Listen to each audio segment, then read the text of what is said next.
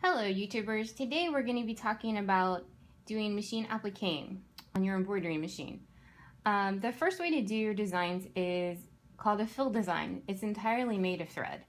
The other way to do it is with fabric. So this is an applique.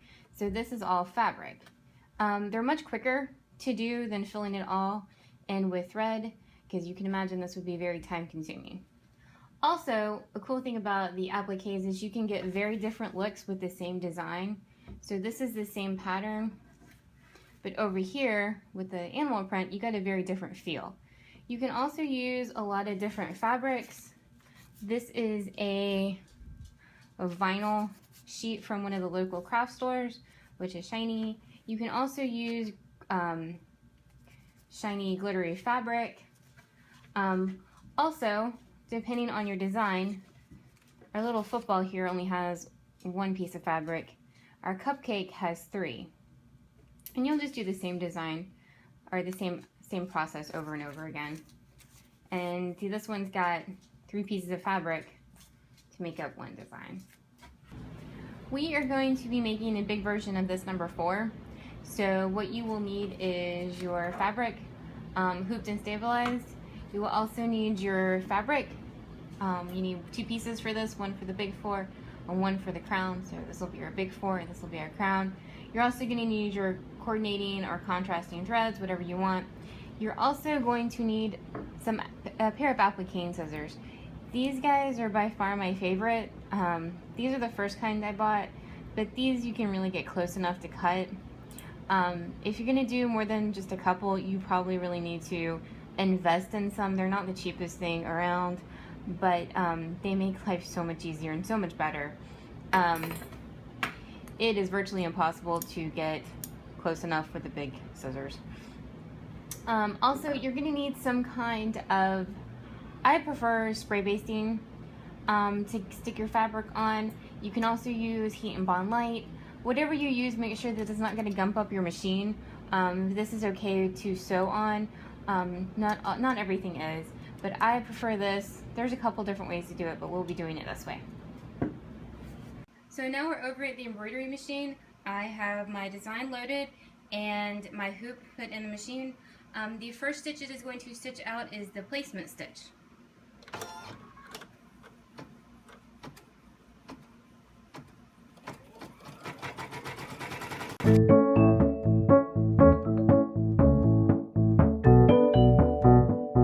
Alright, so I have my placement stitch that tells me where my fabric needs to go for my 4.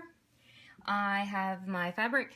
What I'm going to do now is flip it over to the back, take my spray basting spray and spray lightly. You do need to be careful because it does have overspray and it will go everywhere and stick to everything. So now you're going to flip it over and put it over your 4 and smooth it out. No lumps, no bumps, no wrinkles. Now we are going to go back to the machine. Alright, now we are back over at my machine. What it's going to do now is do a zigzag stitch around the outside of the 4. I have put in some bright yellow thread so you can see it.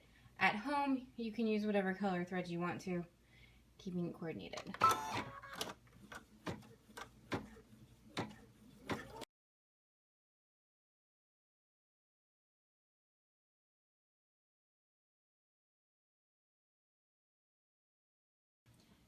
Alright, so what I'm going to do now is take my trusty applique scissors and I'm going to cut around my design, removing all of my extra fabric.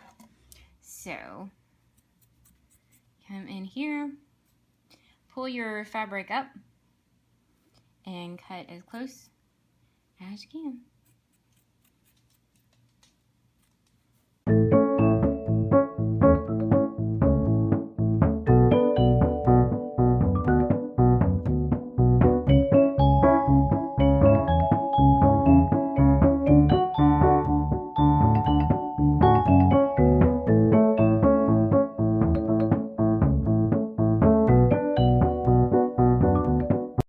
Alright, now a couple things I want to point out.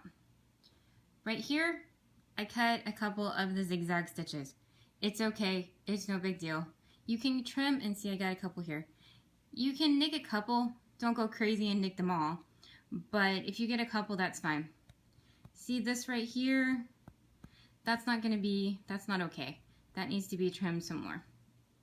Another quick tip, I have a lot of this little fuzzy stuff left over.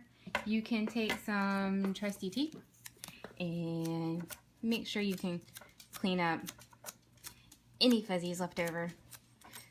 If you have fuzzy, it kind of depends on your the fabric you're using. And that was my puppy with her squeaky toy. Alright, so we're back over at the machine now. You want it loaded up with the thread that you're going to be able to see. The machine's now going to make the satin stitch that goes all the way around it. This will take a couple minutes.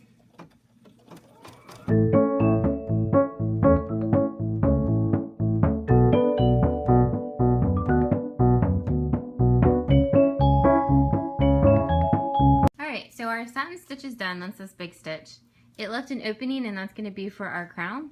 I'm going to go put this back in the machine and have it stitch out the placement stitch for the crown. Alright, so our embroidery machine has made our placement stitch for our crown. We're going to do the same thing again. We're going to spray the wrong side of our fabric. We're going to flip it over and put it into place. Smooth it out. No lumps, no bumps, no wrinkles. Also, quick note, make sure your fabric is bigger than you're going to need. Bigger is always better.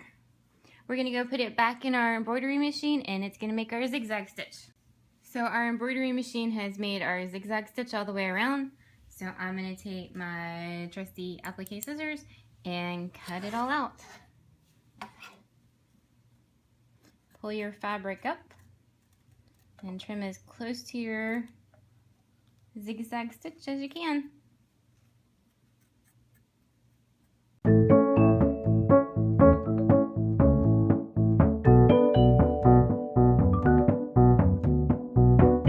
Alright, I have trimmed all the extra fabric around. Of course, I've nicked a couple. It's no big deal as long as you don't nick them all. I'm going to put it back in our machine and start it, and then it's going to do its satin stitch all the way around again.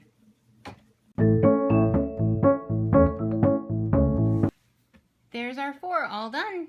I have removed it from the hoop and cut the extra fabric. So this is our 4 that we have done, and this was the original 4 I showed you. Once again, see how you get very different results with some different fabric. I hope to be doing more videos. Hopefully you like this one. Like and subscribe if you do. Thank you.